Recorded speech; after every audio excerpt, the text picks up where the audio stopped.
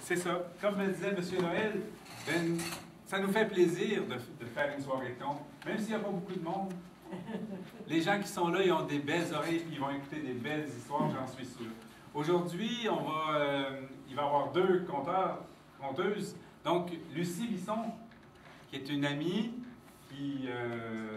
En fait, je ne dirais pas grand-chose sur Lucie. Elle vient de la région, elle vit dans la région montréalaise. Elle promène son spectacle un peu partout. Elle a fait son spectacle ici au Québec à plusieurs endroits. Elle s'est promenée en France aussi, en Afrique. Et puis, elle a gagné toutes sortes de prix, à gauche, à droite, au centre, au nord, au sud, à l'ouest. Ça parle au yard. Ça parle au yard, c'est ça. C'est ce qu'elle nous présente ce soir, c'est bien, ça parle au yard. Et puis, avant que vous rencontriez Lucie, Lucie nous a demandé qu'il y ait un conteur abitibien qui commence la soirée.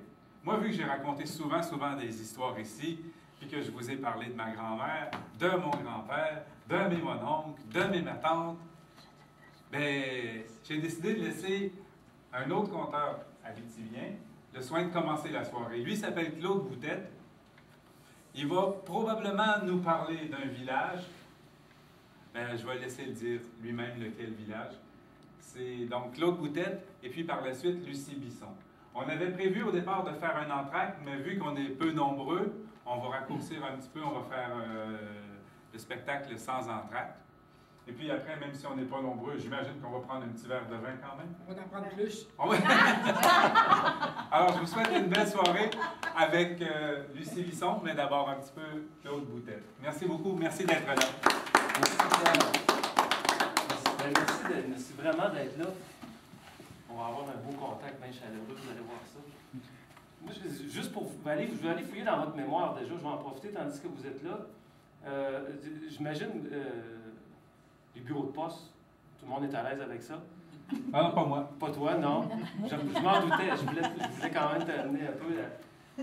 Moi, le village d'où je viens, je peux vous le dire, c'est pas très secret, je viens de Palmarol. Oui, ça. Oui, vous connaissez ça? Ah oui, ben à côté, c'est prochain. C'est ça.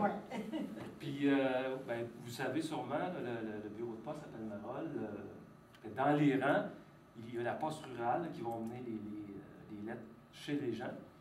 Puis le monde du village, eux autres, il y a le bureau de poste avec tous les casiers, puis le maître de poste à côté quand tu vas avoir ton paquet. Puis c'était ouvert la semaine, je pense de 9h jusqu'à 4-5 h le soir. Puis ça ouvrait le samedi pour accommoder le monde le samedi. Ça fermait à 11h30. On pouvait aller chercher nos lettres, c'est ça. Puis la plupart du monde attendait, quand ils allaient chercher leurs lettres le samedi comme ça, ils attendaient qu'il soit jusqu'à 11h28, puis 11h29, puis juste comme le maître de poste voulait fermer son bureau de poste, les autres, ils se disaient, on va attendre jusqu'à la dernière minute, comme ça, on va être sûr qu'on va avoir toutes nos lettres. Ils ne savaient pas, ils ne s'étaient pas demandé quoi, mais ça va arriver à la veille, il n'y a pas de livraison de poste de toute façon samedi. Mais tout le monde, ça faisait que le monde se rencontrait, puis jasait ensemble, puis c'était un beau lieu de rassemblement. Moi, j'ai des beaux souvenirs d'enfants avec ça. J'ai un autre souvenir à un moment donné, peut-être que vous avez déjà remarqué que c'est arrivé à un moment donné. Je ne sais pas si vous vous souvenez du savon Irish Spring. Oui, hein? C'était quoi les couleurs du savon Irish Spring? Crème, blanc crème. Un crème, là. Crème irlandaise. Puis, il y en avait aussi du bleu. Oui, du bleu. Oui, puis il y avait eu une édition spéciale, figurez-vous, pour le lancement du produit. Je ne sais pas si vous vous souvenez du lancement du produit, il en avait mis dans les casiers postaux du monde.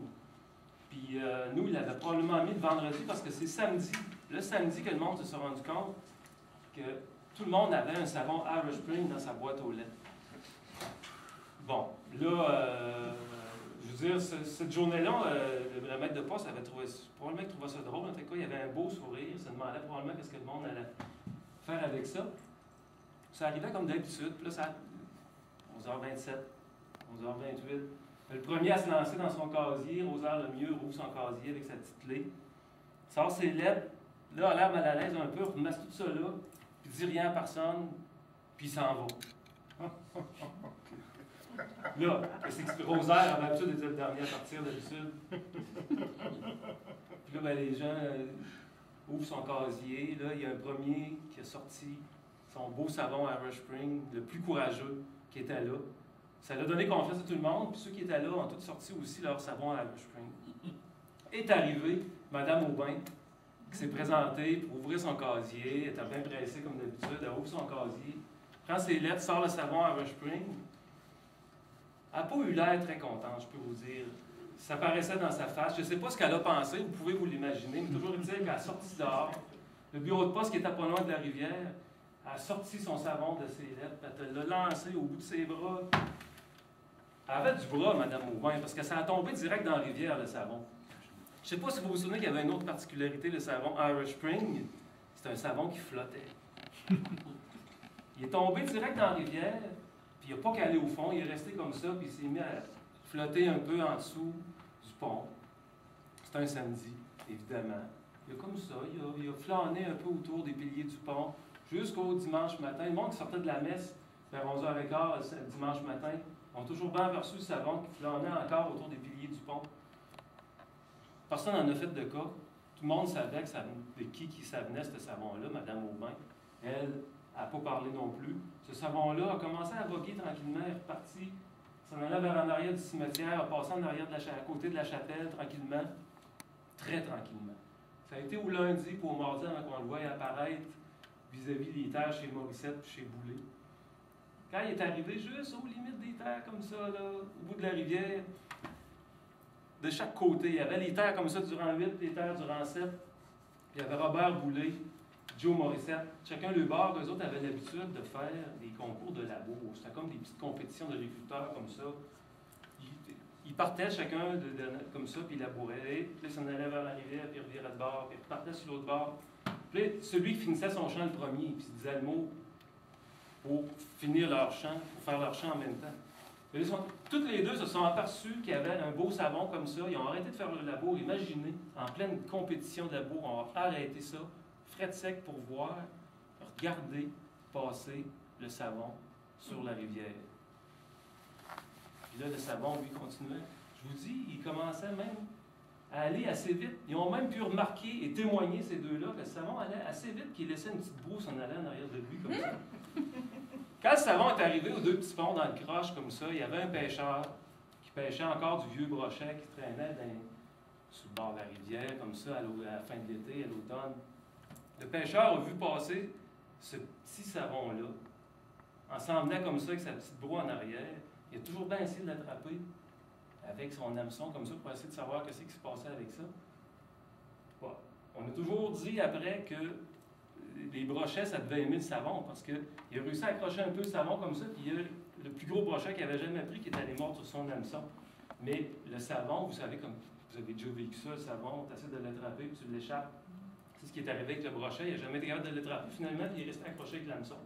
Puis il a pu continuer son petit chemin comme ça, s'en aller tranquillement, pas vite, voguer tranquillement, tranquillement vers le lac Abitibi, le grand lac Abitibi, qui est juste à l'embouchure de la rivière, dans les méandres avant d'arriver, tranquillement, laissant sa petite broue en arrière de lui. En arrivant dans l'embouchure de la rivière, l'embouchure de la rivière, là, juste pour vous dire, elle donne franc ouest. Puis ce lac-là, il est fait de sa longueur. Puis le vent arrive de loin. Puis quiconque a déjà ramé sur cette rivière-là, particulièrement dans une petite embarcation comme un savon, sait que c'est pas facile de se rendre sur le lac, sortir de la rivière pour se rendre sur le lac. C'est ce qui est arrivé au petit savon, je vous le dis, madame, monsieur, ici. Le savon, quand il est arrivé pour prendre le lac, il n'a pas été capable, c'est les vagues qui l'ont empêché. Il est resté pris dans la baie, puis il n'a jamais été capable de sortir de là. Semble-t-il que depuis ce temps-là, le savon n'a jamais été capable d'en sortir, puis qu'il a toujours continué de voguer dans cette baie-là. Ça, c'est l'histoire du savon. Semble-t-il qu'il est encore là. Mais moi, je peux vous dire, on a remarqué quelque chose depuis l'histoire du savon, c'est que dans cette baie-là, il y a des algues bleues qui traînent depuis un bon bout de temps. Je ne sais pas si c'est à cause du savon, on l'a juste observé. Mais je voulais vous dire comme ça, vous passerez le mot à tout le monde, j'ai un message d'intérêt public pour Mme Aubin. S'il vous plaît, Mme Aubin, allez donc chercher votre savon. Merci.